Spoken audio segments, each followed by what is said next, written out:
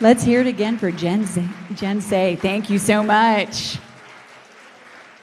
I have a couple of my favorite baseball caps, and one I wore all over Washington, D.C. It started some great conversations, to say the least. Well, one of the reasons we're really here is to hear from some amazing parents who have some stories to share.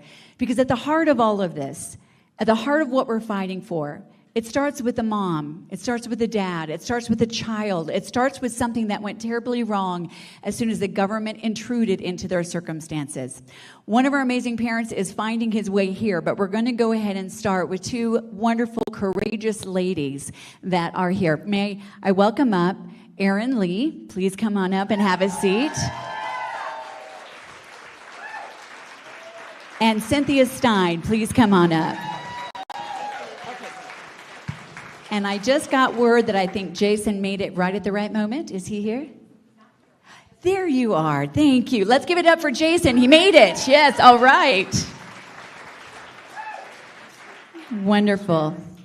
Well, first of all, I want to thank each and every one of you for your generosity of being here, because it's not easy when you consider what is very personal. The height of privacy inside your home becomes a public conversation, becomes something that you have to now stand up and speak courageously for others.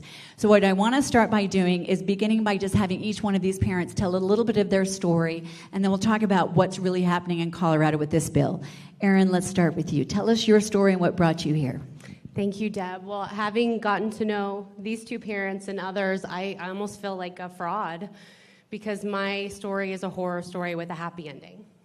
And I hope that we have opened the door for other families to come forward. But 4 years ago now, actually 4 years ago next Wednesday, May 4th, 2021, my barely 12-year-old daughter was lured by her trusted art teacher into a secret gender and sexuality meeting that was disguised as an art club. And outside presenters were brought in, an organization called Skittles for ages 2 to 11 and Splash for ages 12 and up, to talk about gender and sex in secret. They told my daughter, if you're not completely comfortable in your biological sex, that means you're transgender. And what 12-year-old girl at the height of COVID in a new state, a new city, a new school is fully comfortable with herself? So of course she adopted that label. So she was celebrated with stickers and flags and bracelets. They asked who she was sexually attracted to, and she didn't know. They said, that means you're queer. More stickers, flags, and bracelets.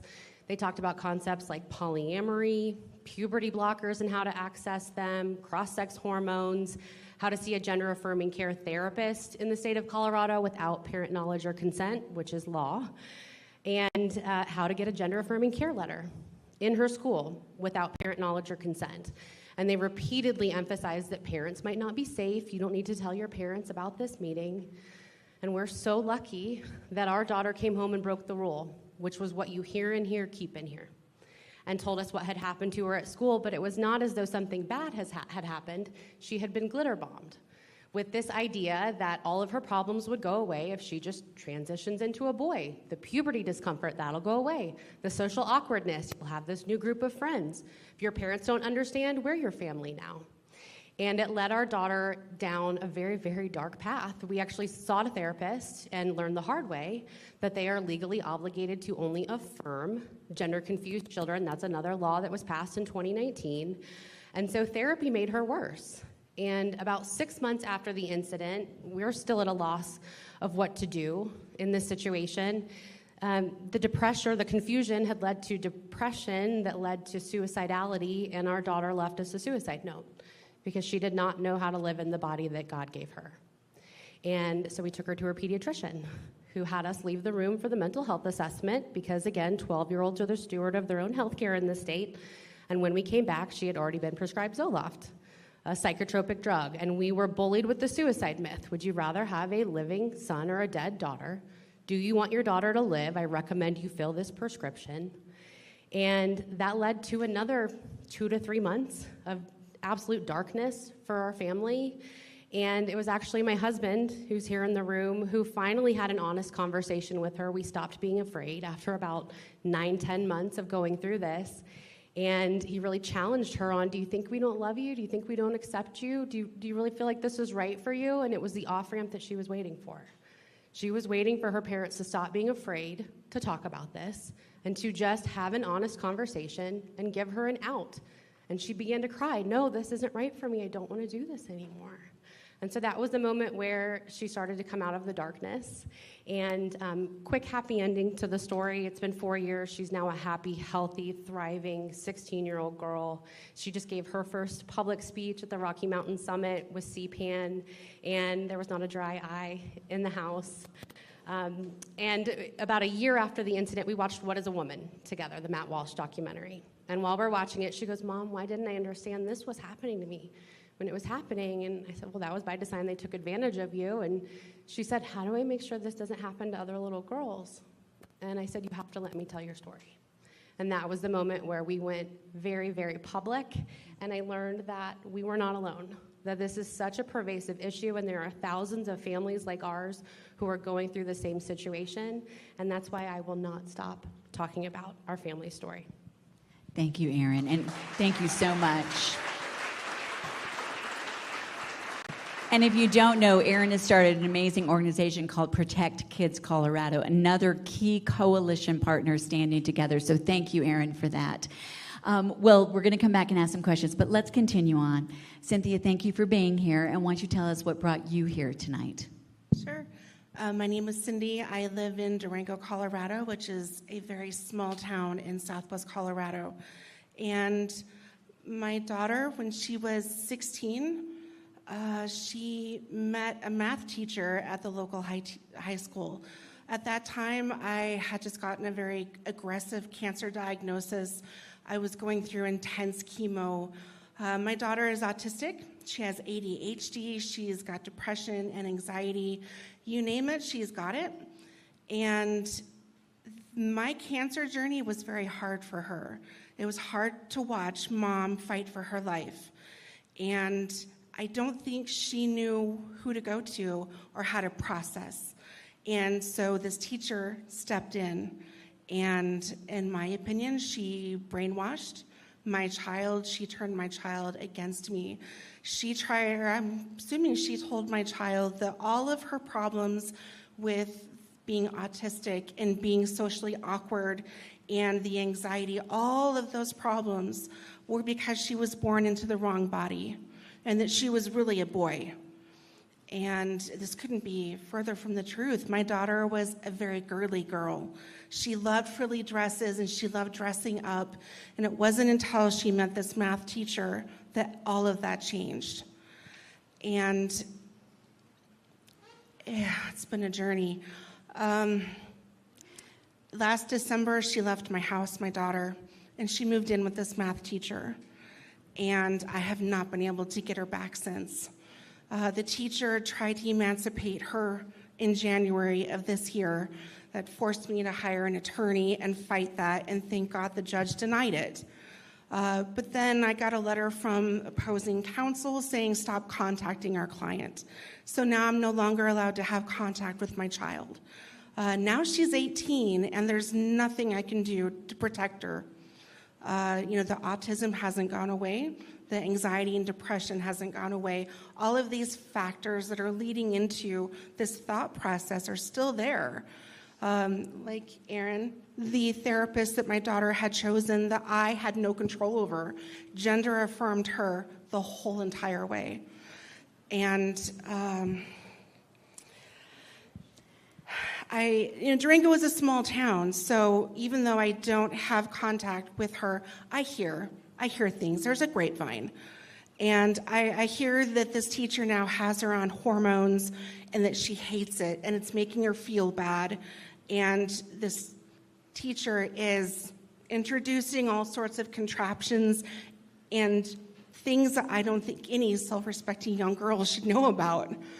And that's it. And Cindy, just to be clear, your daughter was a minor when all this happened. Your story broke out into the national media because when you reached out and this teacher, who is, I believe, married to a transgender individual, said you were not allowed to see your daughter, you called the police. Can you tell us what happened in that instance? Because let's all remember, she was a minor at this time in your custody. Yes. So I went to the teacher's house. And from the bottom of their driveway, I called her and I told her, I said, I'm here for my child. I want you to pack her up and send her down willingly. And her response to me was, well, let me call the attorney. I said, okay, you call that attorney, I'm calling the sheriff's office. And the sheriff's office laughed. They did not support me. They did not make my child come home. They said, there's nothing we can do to help you. So not only does the sheriff's office fail me, the therapist failed me. And that is on, actually, the body cam footage. You hear it. And when Cindy asks, but this is my child, they're like, well, she didn't seem like she was in distress. And she's like, but she's a minor. This is my child.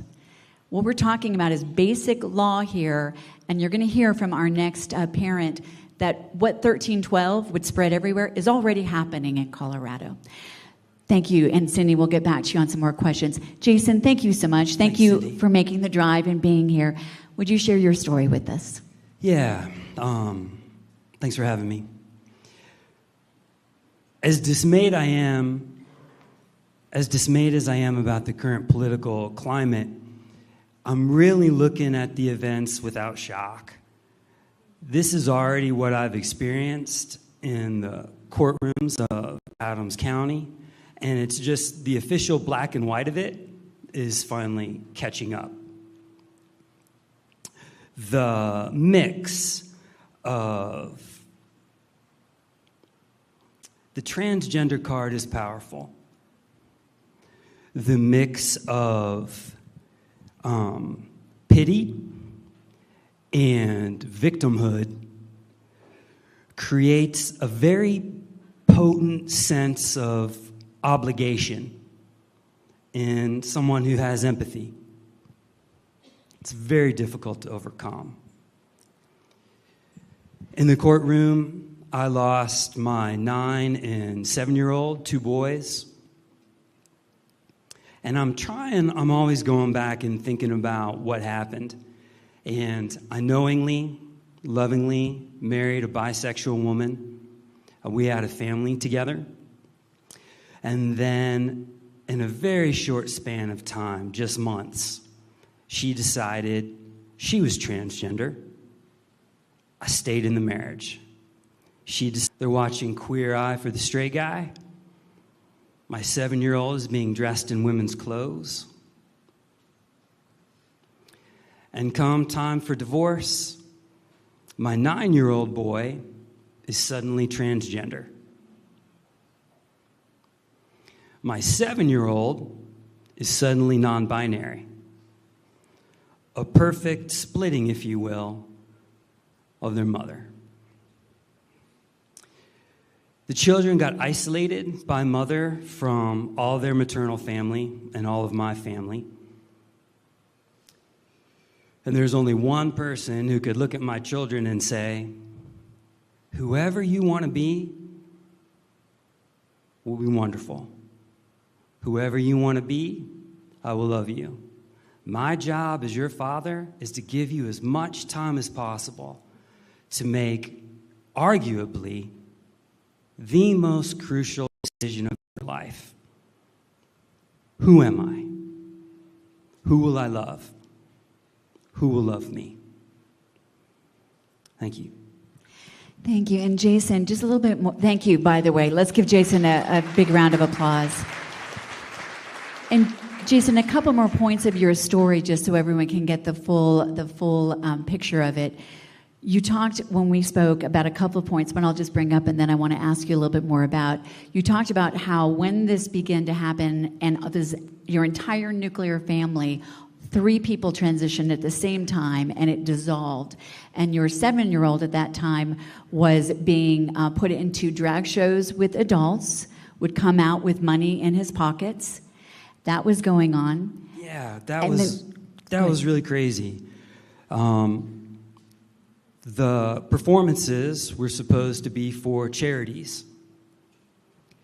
Part of the divorce, my 7-year-old is like, Dad, got to go to this drag show. I'm talking to our family therapist. I do not want my child going to this drag show. Hey, you don't want your son to grow up with shame. Okay? I'll go on and try and be supportive. 18-year-olds are on the stage in various stages of undress, and I realize this is not a place I should want my child. Wait a minute, they say it's for charity, but my son comes home with like $50 in his pocket. What type of movement needs to incentivize children? And I want to say every single person on this stage has paid a big price. Jason went bankrupt, and you allowed me to share this, because of the legal bills and then the child support, even though he was not even allowed to see his children. And Jason, you have no contact with your children now, is that correct? No, I did not. Yeah. I kept hoping that me representing myself after the bankruptcy, they'd be like, wow, this gentleman really cares about his kid. Look at all he's willing to do. Or I thought, hey, this guy has a couple college degrees. He's been an elementary school teacher for 17 years. He's around kids all day long. He's been supportive of the transgender students in his classroom. They didn't see me. And one last thing I wanted to mention about Jason's case when it comes to the courts is they're already operating right now in Colorado, regardless of 1312. You, Jason, provided your psychological profile as requested, but your ex-wife did not actually submit it. Is that correct? This one's harsh, and I was hoping we could avoid it. We were both ordered. Actually, it looked like I was pointed out as the bad guy, and I was ordered to have a psychological evaluation. I said, whoa, Your Honor, it's my understanding that whenever the court orders parents to have a psychological evaluation, it's a twofer, like both parents have to go. Judge goes, well, that's not really a matter of law, Mr. Zook, but in this case, seeing as how your wife has 1,700 TikTok videos, and you shared some of those with us in court today, I don't know how we're going to know what's going on. So both of you have to go. So I go. Judge tells the guardian ad litem that had been appointed for the children, you need to take a look at these psychological evaluations.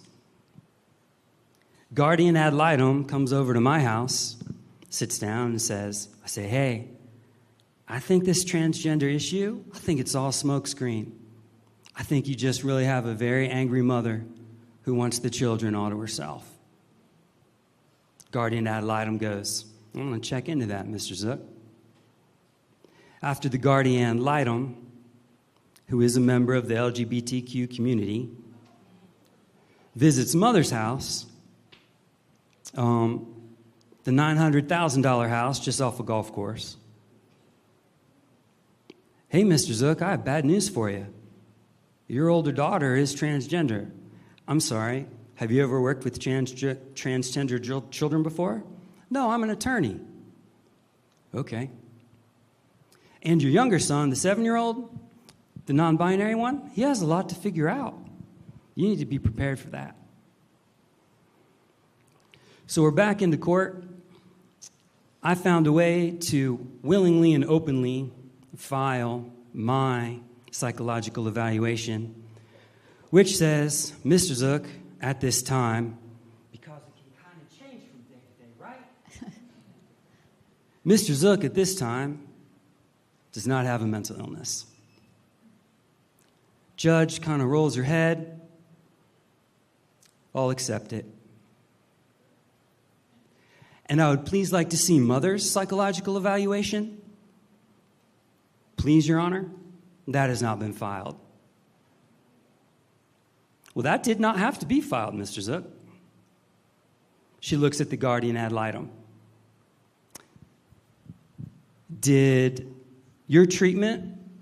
Was any treatment recommended for you, mother, who is not under oath at this time? Guardian ad litem says, I'm sorry, Your Honor. Did you want me to answer that question? Dodge.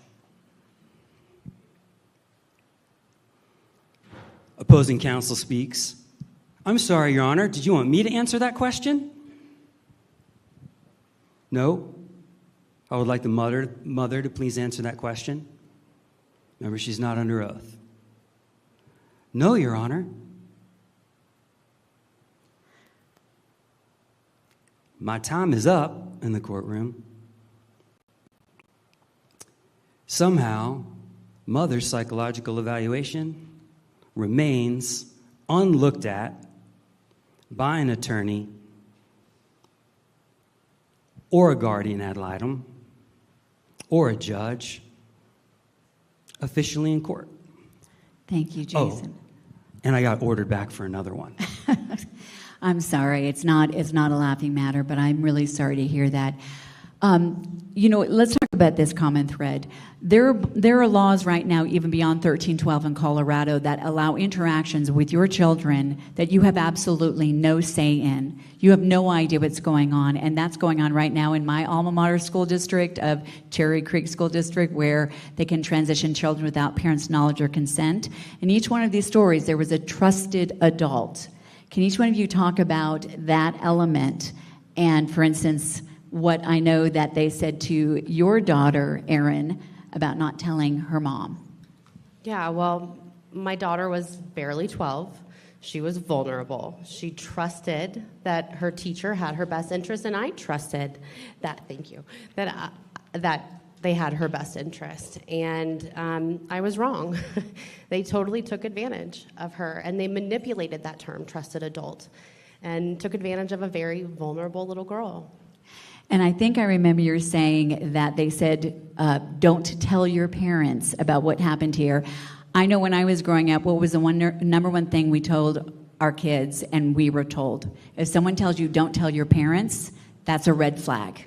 And that's a red flag right now with trusted adults in these positions. Many great teachers, many great people in our schools, but this is what's happening. Let's talk about the trusted adult situation for you, Cindy.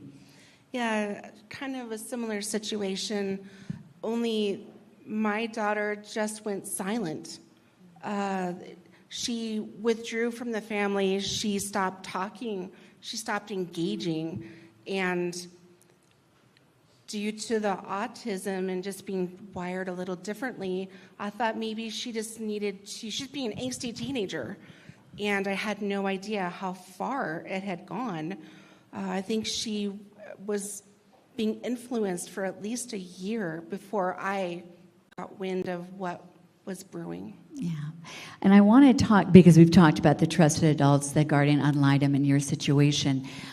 Cindy, I want to mention something very specifically. So our daughter is autistic. So I always look at the statistics, and I just want to share this so everyone has a perspective.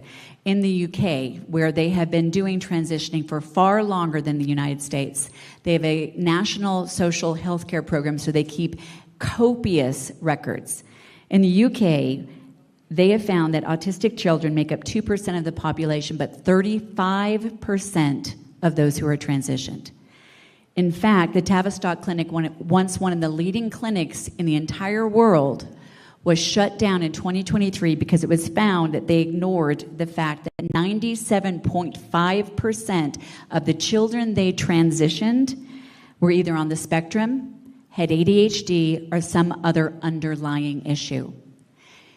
Cindy, from your perspective, what role did your daughter being autistic, ADHD, and having other issues play in this situation?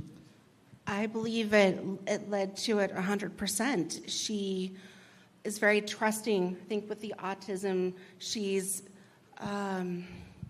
was at a very vulnerable time in her life with my cancer journey, and she reached out for something, anything, and that anything took advantage of her fully with poor judgment and maybe a little bit of impulsiveness with the autism and just believing the lie. Yeah. And one other statistic I want to share real quickly is a lot of this, there are people that truly deal with gender dysphoria, but the UK also showed in their National Institute of Healthcare study, suicides go up 12 times after transitioning because oftentimes underlying issues are ignored. Erin, I want to ask you this question. You had a happy ending. If 1312 were in place when you were going through the situation with your daughter, Chloe, and the portion that has, at least for now, been taken out, the custody portion, where do you think you would be right now?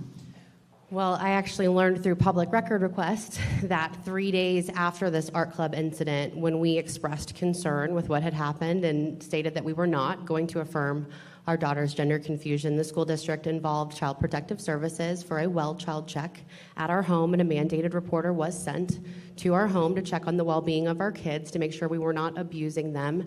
And I firmly believe, well, first of all, if my daughter had explicitly said even back then, my parents are not affirming my trans identity, we would have lost her. But especially if 1312 had been in place, we would have stood no chance. They would have removed our daughter from our loving home. And as I said, trans identity made her suicidal. And so we've asked our daughter, where do you think you would be today if we had affirmed all along, if we had called you the boy name and gone along with the trans identity? And she said, Mom, I don't think I'd be alive. So we would have lost our daughter one way or another. Well, I appreciate your continuing to fight against 1312 for that reason. Jason, you had an interesting analogy when we were talking, because obviously yours and Cindy's stories are what's already happened in Colorado when the courts are already introduced because of a custody battle. They're already brought in, and so it's already allowing them to make the decision against the parent that does not stand up for transitioning. You talked about if 1312 passes, and it passes or they put back in, and let's be clear, this bill still has to go back to reconciliation and be voted on in the House and the Senate.